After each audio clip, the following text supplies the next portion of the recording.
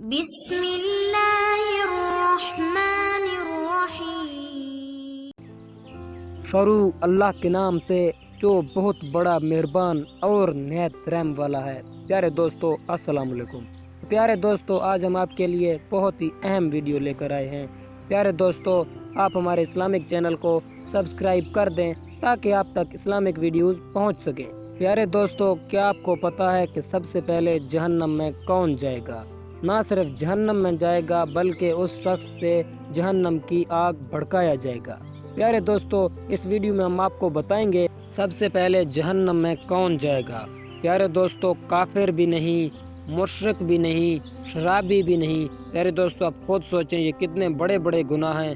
زانی بھی نہیں، قاتل بھی نہیں، چور بھی نہیں، ڈاکو بھی نہیں۔ پیارے دوستو یہ کتنے بڑے بڑے گناہ ہیں، لیکن ان میں سے بھی کسی کو سب سے پہلے جہنم میں ڈالا نہیں جائے گا۔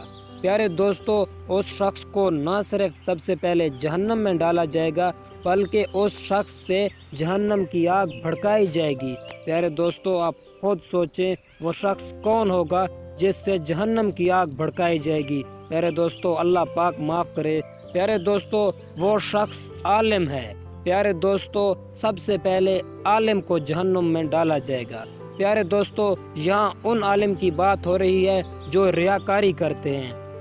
اللہ پاک اس سے پوچھے گا کہ تم نے اپنی زندگی کہاں خرچ کی؟ وہ کہے گا اللہ پاک تیرے لیے۔